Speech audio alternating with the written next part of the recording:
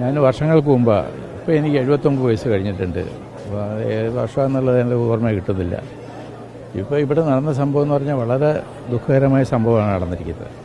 കാരണം നമ്മളെ വീട്ടിൽ ചെറിയൊരു ഷെഡ് ഉണ്ടാക്കണമെങ്കിൽ പഞ്ചായത്തിൻ്റെ അനുവാദമില്ല, ഒന്നും നടക്കത്തില്ല. അതുപോലെ ലൈൻ ഉണ്ടെങ്കിൽ ആ പരിസരത്ത് ഒരു ഷെഡ് ഉണ്ടാക്കാൻ സമ്മതിക്കില്ല. ഇതിപ്പോൾ ഇവിടെ നടന്നു പറഞ്ഞാൽ ഇവിടുത്തെ ഭരണസമിതിയുടെ പിടിപാടും ഇപ്പോഴത്തെ ഗവൺമെൻറ്റിൻ്റെ പിടിപാടും ഗവൺമെൻറ്റും ഭരണസമിതിയായിട്ടുള്ള പിടിപാട് കൊണ്ട് ഇലക്ട്രിസിറ്റി ഓഫീസിനെ സ്വാധീനിച്ച് അവരിതുണ്ടാക്കിയിരിക്കുന്നതാണ്. അപ്പോൾ 10-15 വർഷമായി എന്ന് പറയുന്നിട്ട് ഈ ഷെഡ് ഉണ്ടാക്കിയിട്ടേ നമുക്ക് കണ്ടാൽ മനസ്സിലാവും എന്തോ ഒരു കഷ്ടമായത്. മേലിൽ ഇതുപോലൊരു അപകടം ഉണ്ടാക്കാത്ത സാഹചര്യത്തിൽ നാട് നന്നാവണം. ഈ സ്കൂളും അതെല്ലാം പൊളിച്ചു മാറ്റി വേറെ സ്ഥലമുണ്ട്. ആ ഷെഡ് ഉണ്ടാക്കിയതിൻ്റെ ഓപ്പോസിറ്റിൽ കുറേ സ്ഥലമുണ്ട്. അവിടോട്ട് ഷെഡ് മാറ്റിയിരുന്നെങ്കിൽ ഇത്രയും കുഴപ്പം വരുന്നില്ല. ഇതെല്ലാം അപകടങ്ങൾ നേരിട്ട് മുന്നേ കാണണം. ഇതെല്ലാം കാര്യം കൊച്ചു കുട്ടികൾ പഠിക്കുന്നതാണ്. വലിയ യൂണിവേഴ്സിറ്റിയോ വലിയ കോളേജൊന്നുമല്ല. കൊച്ചു കുട്ടികളാകുമ്പോൾ അവർക്ക് അതിൻ്റേതായ അറിവ് പരിമിതമുണ്ട്.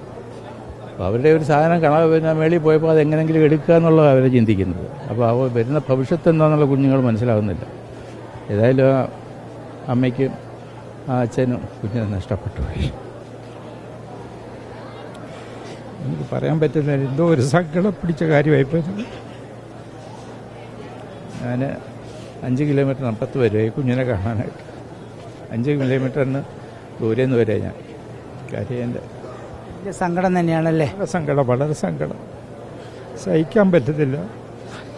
ഞാൻ വീട്ടിൽ നിന്ന് ടി വിയിൽ വീക്ഷിച്ചിട്ടും എനിക്ക് അവിടെ ഇരുന്ന് ഇരിക്കാൻ പറ്റുന്നില്ല. അതാണ് ഞാൻ ഓടി വന്നത്. കുഞ്ഞിനെ ഇവിടുന്ന് കൊണ്ടുപോകുന്നതിന് മുമ്പ് കാണണം എന്നുള്ള ചോദിച്ച് ഓടി വന്നതാണ്. ഇതൊരു കഷ്ടം. ആരോട് പറഞ്ഞാൽ എന്ത് പ്രതിവിധി ഉണ്ടാവും? ഒന്നും ഉണ്ടാവില്ല. ഇപ്പോഴത്തെ ഭരണ സംവിധാനം വെച്ചിട്ട് ഒരു പ്രതിവിധിയും നടക്കത്തില്ല. അവർ വിചാരിക്കുന്നത് എന്താണെന്ന് വെച്ചാൽ അത് നടന്നോളൂ. പാവപ്പെട്ടവൻ്റെ ജീവിതമോ അവൻ്റെ ഒരു നിലവാരം എങ്ങനെയാണെന്നുള്ളതോ ഒന്നും ചിന്തിക്കുന്നില്ല. ഇപ്പോൾ ഈ കുഞ്ഞിൻ്റെ തള്ള ജീവിക്കാൻ വേണ്ടിയല്ലേ പുറത്തു പോയത്. ഇതൊരു കഷ്ടം. വലിയ ദാരിദ്ര്യമാണെന്ന് തോന്നുന്നു. വളരെ ദാരിദ്ര്യം. വീട് നിങ്ങൾ ടി വിയിൽ കാണിക്കുന്ന വീട് കണ്ടു കഴിഞ്ഞാൽ നമുക്ക് സങ്കടം വരും.